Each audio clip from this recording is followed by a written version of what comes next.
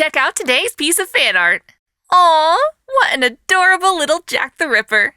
Definitely my favorite part of this is the line work. It's very bold and thick, yet precisely placed. This applies to the shading too. It blends the clean, professional aesthetic of pop art with a fun, rough sketch of sorts. Thank you so much, Mari Anchovy.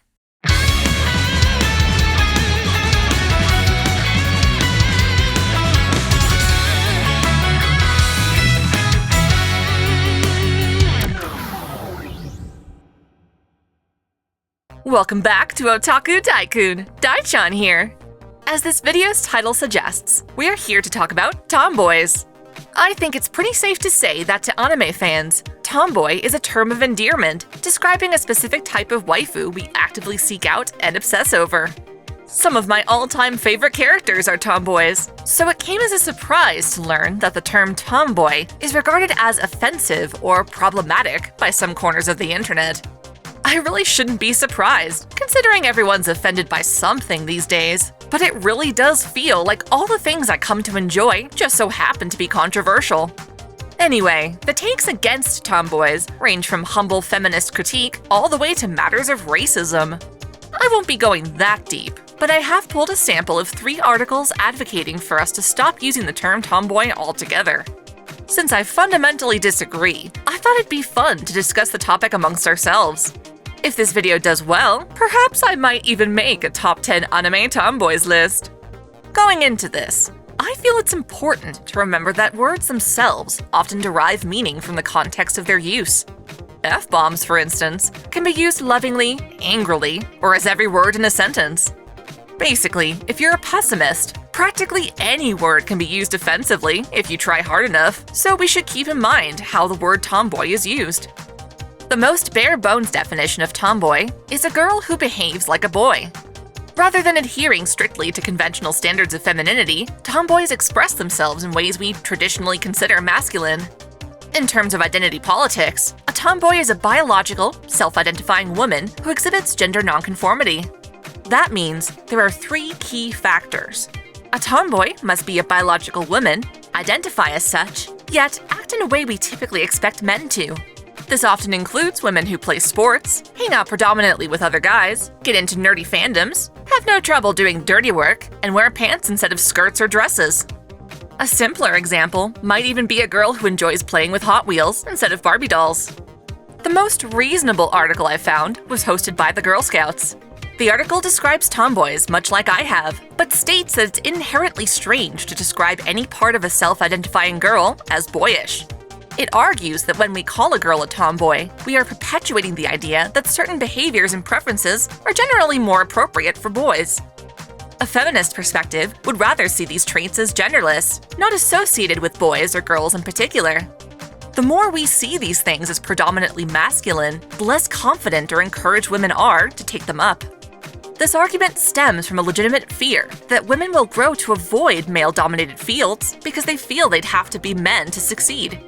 Instead of calling a girl a tomboy, we should instead just call them girls who like sports, leadership, engineering, etc.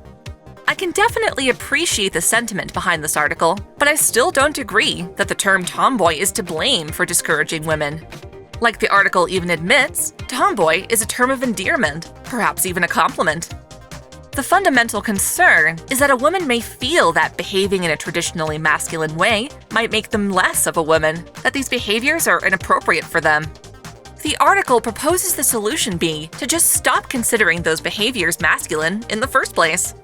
While that may indeed get the desired result, I think there's a world of difference between acknowledging a behavior as traditionally masculine and condemning someone for behaving as such. The term tomboy has no value judgment attached. It doesn't imply a girl is being inappropriate, but is instead breaking free of an oppressive system of gender conformity. One could certainly argue that being a tomboy is considered a huge plus, as sometimes women are wanted exclusively for those masculine behaviors. Assuming that parents and society at large encourage women to be tomboys, or value them as such, then I think the term itself is rather useful. We already know exactly what it means, and it's a quick way to describe someone without needing to lay out every one of their interests and quirks. In other words, it's already implied that being a tomboy doesn't make a girl any less of a girl. Arguments become a bit more heavy when you bring in identity politics, though. Another article titled "The Tomboy Stereotype is Harmful" accuses the term tomboy of a woman's strength, ferocity, and bravery being seen as merely imitating a boy, rather than being a natural extension of femininity. It declares that we invented the term as a way for heteronormative, white, cisgendered folks to label and understand deviant behavior that doesn't fit the old gender binary. To an extent, I actually agree with this. It's a term that exists to describe women using a traditional understanding of gender roles. It's helpful because we all already know what those traditional roles are, so we don't need to keep redefining what it means to be masculine or feminine. Perhaps there was a time when that was meant to be oppressive, but the modern sensibility is that being masculine or feminine doesn't inherently make someone male or female. We understand that women can have more masculine traits and that men can have more feminine ones. In fact, we often see this as healthy and necessary. We acknowledge that most people fall somewhere in the middle rather than the two extremes. Men can be more emotional and nurturing, while women can be more stoic and physical because we're no longer struggling to survive in nature. Society protects us, and with that comes freedom. The article continues to suggest that we often think of tomboys as lesbians, just as we might think of femboys as gay. Obviously, there's overlap, but I don't think people immediately assume that. After all, when it comes to gay couples, we usually see a range of tops and bottoms. There are delicate guys and robust guys. There's no rule that a gay guy has to have a feminine side. We can also see plenty of hyper-feminine lesbians. Thus, the tomboy lesbian is just one type of tomboy. I really don't appreciate how this article says tomboy is a problematic term because it may provoke homophobes. The primary complaint I hear hurled at tomboys is that they threaten transgender identity, which is absolutely absurd. Here's the thing about being trans. Identifying as a man or a woman does not require you to act like or appear as a man or a woman. You can be the burliest biological male out there, covered from head to toe in body hair, yet still identify as a woman. Inversely, you can be the most dainty, delicate, biological female who identifies as a man. That's because it's the individual who decides their own identity, not society. That said, more often than not, you'll see, for instance, a trans male attempting to transition both physically and behaviorally. One might be inclined to think that any person, especially a child, who displays gender nonconformity is potentially trans. A girl who acts like a boy may not identify as a girl at all in the coming years. Thus, labeling them a tomboy might serve to sever that potential entirely. Now, I might be inclined to believe that if tomboys weren't actually a valid form of expression. For every female who feels their desire to wear pants and cut their hair short makes them a man, there's another female who feels like those same behaviors don't make them any less of a woman. Both are true. If you feel that telling a trans man they're just a tomboy is brainwashing or limiting, then it's equally harmful to tell a tomboy she's actually a man. Whether someone grows up to identify as a man or not is up to them. For people born as female, I think it's important for them to realize they could just as easily be a tomboy and not actually a man. It's something they'll have to consider. Sadly, I feel like this hatred for tomboys comes from bad faith and insecurity. Surely there are some trans men who feel their masculine behaviors play a huge role in them identifying as a man. The idea of seeing a woman with those same traits arrive at the opposite conclusion might seem to threaten their validation. That's why I think the trans community is often hostile to characters like Mordred or Naoto. Of the two, Naoto's the better example. According to how Persona 4 is written, Naoto is without debate a tomboy. At first, she worries that being a woman will prevent her from being a great detective like the men she admires. She presents herself as a man, hoping that will let her achieve her dream.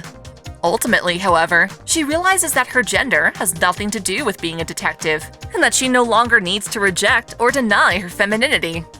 Contrary to what the article insinuates, being a tomboy does not mean a woman can't express her femininity anymore, or pick and choose how to present themselves. In fact, one of the biggest appeals about a tomboy is that, even as she acts masculine at times, she is absolutely a woman. Makoto Kikuchi from The Idolmaster, for instance, is adored as the idol prince. Her handsome looks and boyish demeanor make her popular with the girls, and yet she's always desperately looking for ways to appear more feminine. She wants to wear dresses and cute stuff, but worries it might not suit her. Really, as far as anime is concerned, tomboys aren't much different from tsundere. They have a masculine exterior with an undeniable feminine charm within. Sure, we could come up with genderless language, and I feel we already have, but the term tomboy is still valuable because we still understand traditional gender roles. Looking at gender as a binary, and allowing both men and women to fluctuate between the extremes without shame or condemnation, is a totally valid, progressive viewpoint. It doesn't dictate that men and women behave in certain ways, but rather points out that some men and women are behaving more like we'd expect of the opposite. It also doesn't prevent people from identifying as trans, because being a tomboy isn't the same thing as being a trans man. Assuming we respect how people identify, then the two identities are completely separate. This second article falsely assumes that the term tomboy provokes homophobia, fuels toxic masculinity, and threatens transgender validation when none of those are actually true. There's a third article called "Why Calling Someone a Tomboy is Problematic." Sadly, it takes even larger mental leaps than the previous one. They both start out by saying how the term tomboy traps women by not considering trans identity. I've already gone over that, so I instead want to move on to where the article talks about tomboyishness being a phase. It states that we as a society expect women to grow out of being a tomboy when they hit puberty. While this is undoubtedly true for some women, I don't think such societal pressure is all that strong, especially not with feminism pushing for female leaders and career-minded women. If there is such a pressure, however, shouldn't we be more appreciative of the tomboys who do endure past puberty? After all, not every woman who remains masculine is actually trans or non-binary. They could be, but again, that depends on the individual. The article, while it was written in 2015, seems obsessed with the idea that society demands women to wear dresses and skirts, but I think it's actually rare to see women like that these days. Pants have been the norm for a while now, and I'd say most businesses consider them more professional anyway. I can say for sure that fans of tomboys appreciate them in both feminine and masculine clothing. You think I don't like Artoria or Bazette in suits? That shit's totally fashionable. The most immature part of this last article is how the author thinks that a tomboy's masculinity is less valid than a man's. That's just not a problem. The only thing that being a tomboy implies is that the masculine person in question is in all sense of the word female. It doesn't restrict a woman's ability to be masculine, it encourages it. In the end, it seems that when people take issue with the term tomboy, they're making bold assumptions about what it means and how people are using it. Being a tomboy doesn't make a woman less of a woman. It's not a threat to trans male identity unless you falsely believe that being masculine makes someone a man. At best, tomboy is an old term that's still effective at describing a woman, both body and mind, as unrestrained by traditional femininity. It allows a woman to still be a woman while sharing more universal traits. For those who prefer tomboys to traditionally feminine women, the term is still very helpful. Because of that, I hope to create a follow-up video to this where, instead of defending tomboys, we celebrate them by shining a spotlight on anime and gaming's finest tomboys. Definitely share with me your thoughts on this controversy. Also, go ahead and tell me your favorite tomboys in the comments below.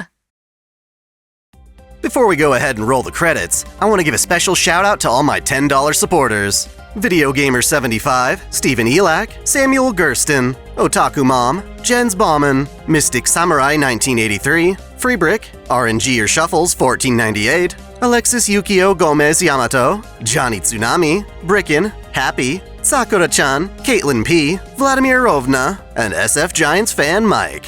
Thank you all so much. Thanks for watching. If you enjoy this channel, help us grow by liking, commenting, sharing the video, subscribing to Otaku Daikun, and most of all, smashing that notification bell so you don't miss out on all of our anime discussion, lore, or Let's Play content. You can support us directly through Patreon, Subscribestar, or our YouTube membership, all of which come with benefits like exclusive vids and early access. As always, celebrate your fandom!